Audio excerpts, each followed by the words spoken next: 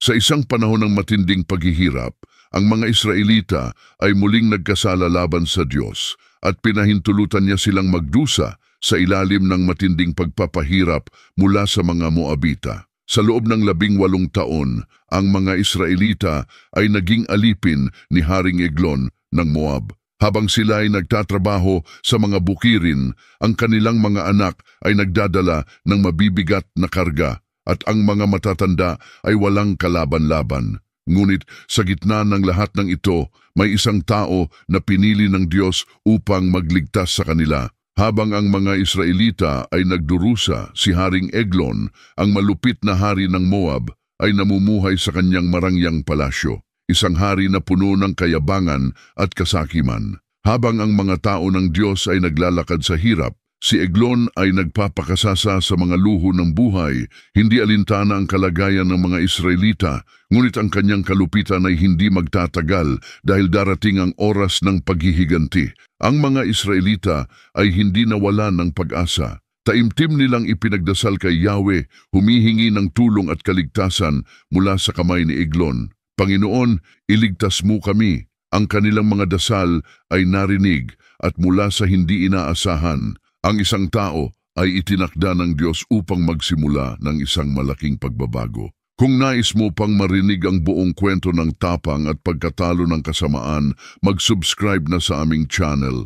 Huwag kalimutan mag-like at mag-share at i-click ang bell para maging una sa aming mga bagong kwento. Sa loob ng 18 taon, ang mga Israelita ay naging alipin ng mga Moabita. Sa ilalim ng matinding pagpapahirap, ang kanilang mga araw ay punong-puno ng pagod at sakripisyo. Ang mga Israelita ay nagtatrabaho sa ilalim ng matinding init ng araw, nagbubungkal ng lupa, nagtatanim at nag-aalaga ng mga hayop, habang ang mga sundalong Moabita ay nagmamasid at naguutos. Ang bawat hakbang ng mga Israelita ay puno ng paghihirap at ang kanilang mga katawan ay dumaranas ng matinding pagod.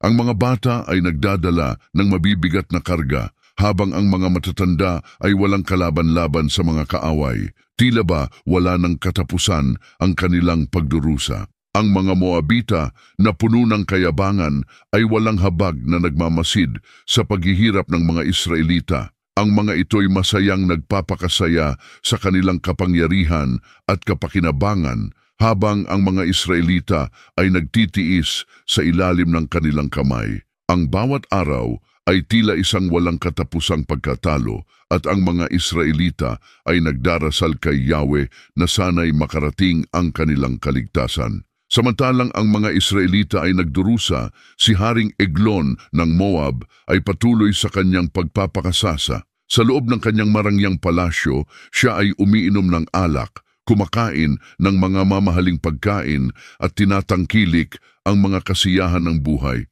Hindi alintana ang kalagayan ng mga Israelita, si Eglon ay nagtatamasa ng kanyang kapangyarihan at yaman. Ang kanyang trono ay napapaligiran ng mga maharlika at mga alipin, habang ang mga Israelita ay nagtitiis sa kahirapan sa labas ng mga pader ng palasyo. Sa kanyang labis na kasakiman, ang hari ay patuloy na namumuhay sa kasiyahan habang ang mga tao ng Diyos ay naghihirap.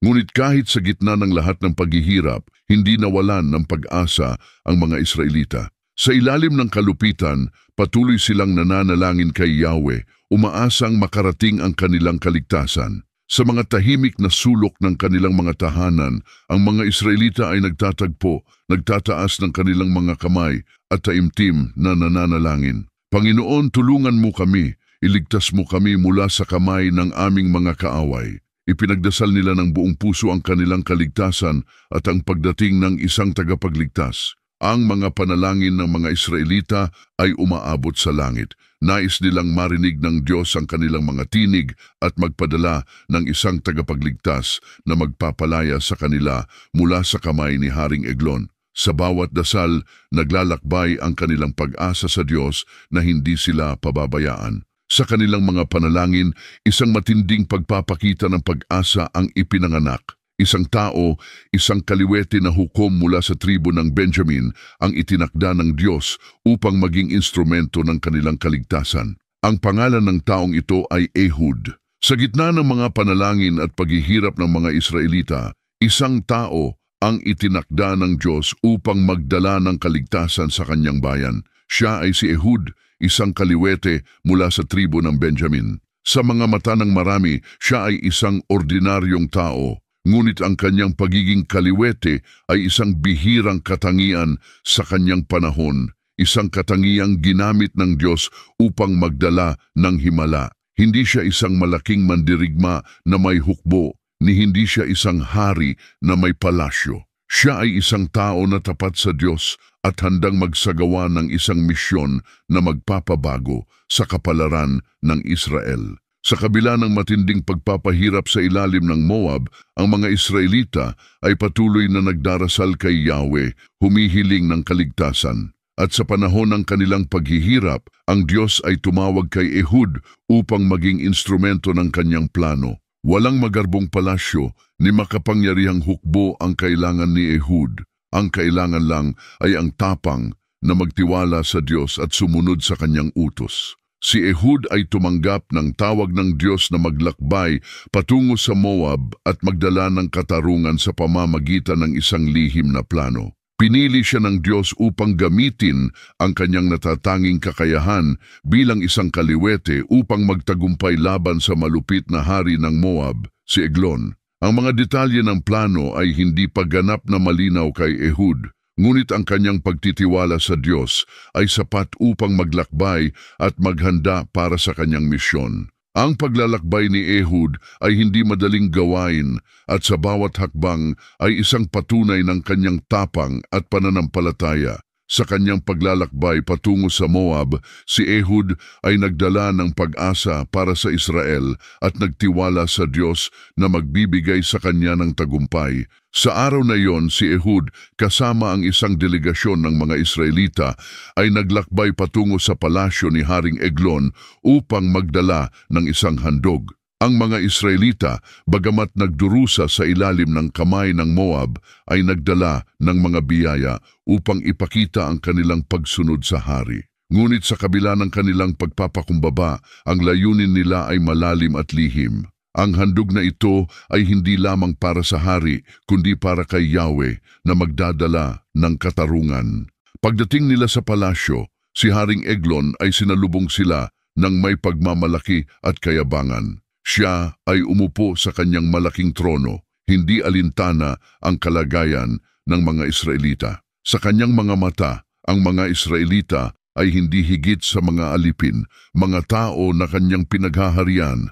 Ang kanyang ekspresyon ay puno ng kasiyahan, ang mga alalay at mga tagapagsilbi ay nasa paligid niya, at ang kanyang trono ay tila isang simbolo ng kanyang walang hanggang kapangyarihan. Habang ang delegasyon ng Israel ay naghihintay, si Ehud ay lumapit sa hari at nagsalita ng may mahinahong tinig. O hari, aniya, ako ay may lihim na mensahe mula sa Diyos para sa iyo. Ang mga salitang iyon ay dumaan sa mga pader ng palasyo at naging sanhi ng isang matinding pag-iisip kay Eglon. Ang kanyang puso, puno ng kayabangan, ay nag-alab ng kuryosidad.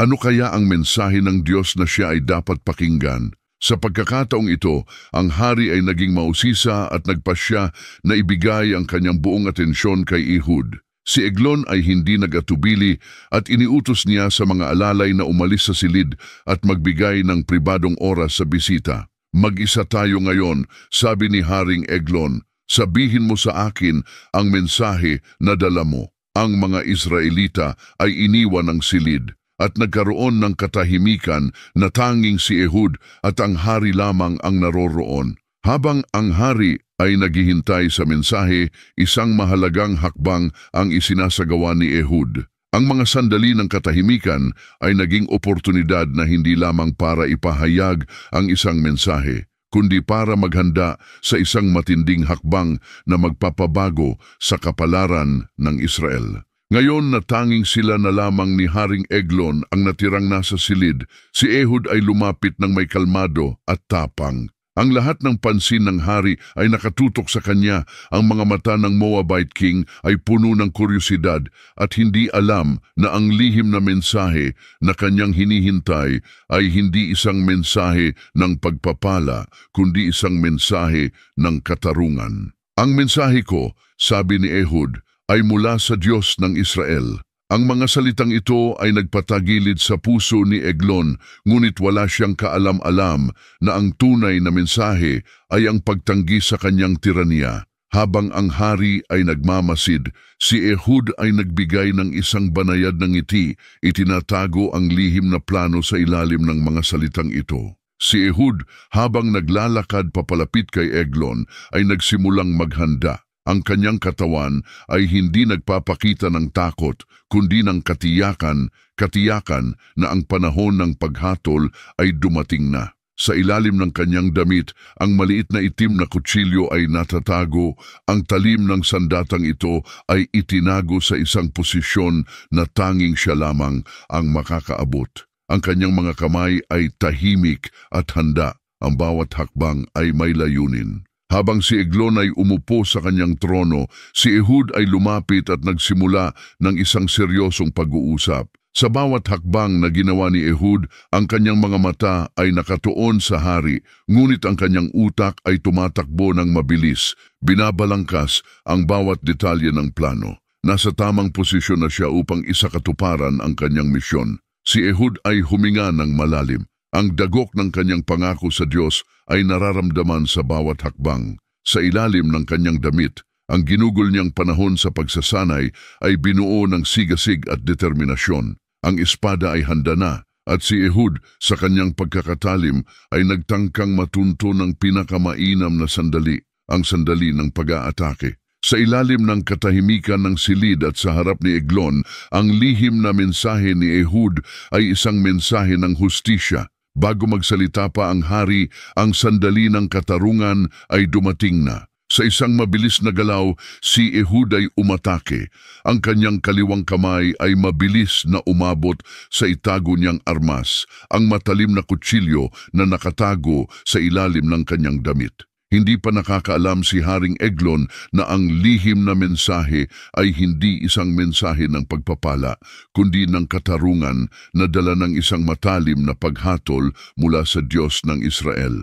Sa isang iglap, ang talim ng kutsilyo ay tumama sa katawan ni Haring Eglon. Ang matinding dagok ay nagdala ng isang nakakatakot na tunog ng metal na tumagos sa laman. Ang kutsilyo ay pumasok ng malalim at ang katawan ng hari ay nawalan ng balanse. Tumagos ang talim hanggang sa kalaliman ng tiyan ng hari na nag-iwan ng malalaking sugat at nagpabagsak sa kanya sa trono. Ang katawan ng hari ay yumuko at agad na kumalat ang dugo sa kanyang mga damit. Si Ehud, bagamat hindi nagpapakita ng kahit anong emosyon, ay nagmamasid sa bawat galaw ng kanyang kalaban habang ito ay bumagsak. Ang mga mata ni Eglon ay naguguluhan at puno ng takot, ngunit sa lalim ng sugat hindi na siya makalaban. Ang kanyang katawan ay bumagsak sa trono. Ang mga hininga ay mabilis na nauubos habang ang dugo ay dumadaloy mula sa kanyang sugatang katawan.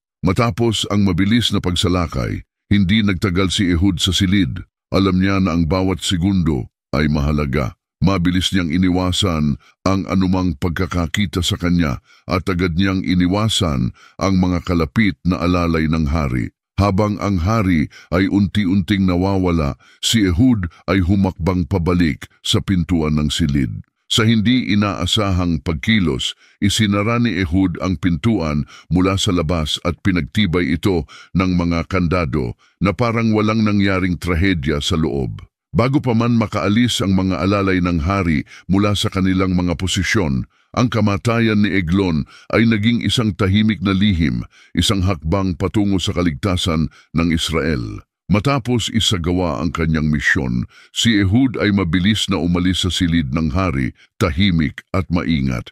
Alam niya na ang bawat sandali ay mahalaga. Habang ang mga alalay ni Eglon ay hindi pa nakakaramdam ng anuman, siya ay naglakad ng mabilis palayo mula sa palasyo, umaasa na ang kanyang pagtakas ay magaganap ng walang aberya.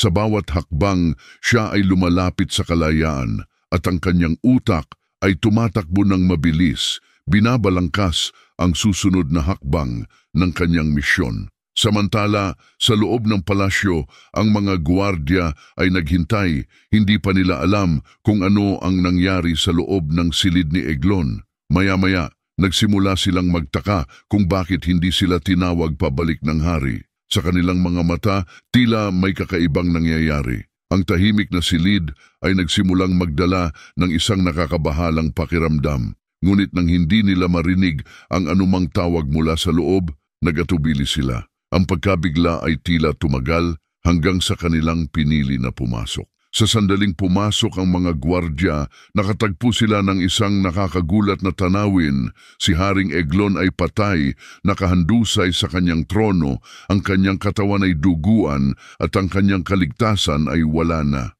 Ang mga gwardya ay nagdulot ng kalituhan, hindi nila alam kung paano ipaliwanag ang insidente. Ang mga mata nila ay naguguluhan at ang mga tanong ay nagsimulang bumangon. Paano nangyari ito? Habang ang mga gwardya ay abala sa pag-aalala sa nangyaring trahedya, si Ehud ay patuloy na lumalakad papalayo. Walang oras upang maghintay at walang oras para magsaya. Ang tunay na misyon ni Ehud ay hindi natapos sa pagkamatay ni Eglon. Habang siya ay patuloy na tumatakas mula sa palasyo, ang kanyang mga hakbang ay patungo sa bayan ng Israel. Kailangan niyang magtipon ng lakas at maghanda para sa huling labanan. Bumalik siya sa Israel upang ipagbigay alam sa kanyang mga kababayan na ang Diyos ay nagbigay ng pagkakataon para sa kanilang kalayaan.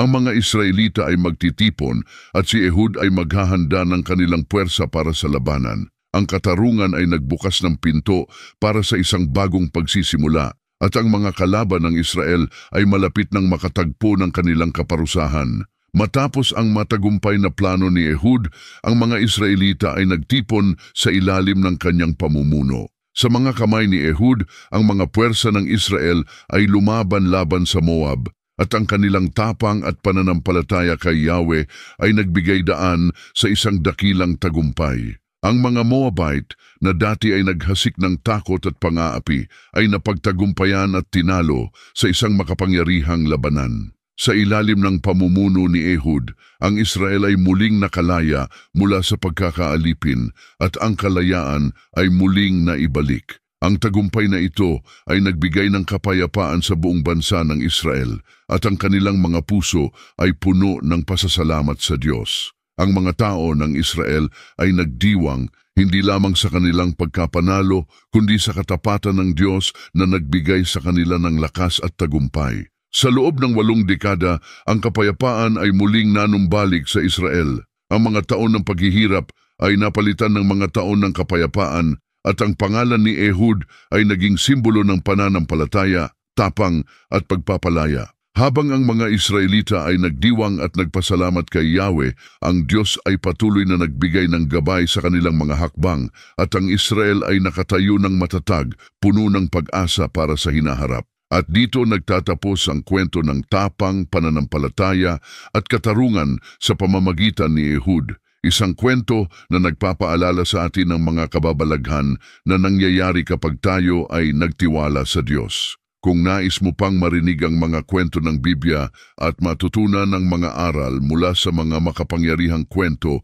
ng pananampalataya, huwag kalimutang mag-subscribe sa aming channel. Mag-iwan ng iyong komento at like kung nagustuhan mo ang kwentong ito at ibahagi ito sa iba upang marami pang tao ang makaalam ng mga aral na hatid ng Biblia. Salamat sa panunood at magkita-kita tayo sa susunod na kwento ng pananampalataya at pag-asa.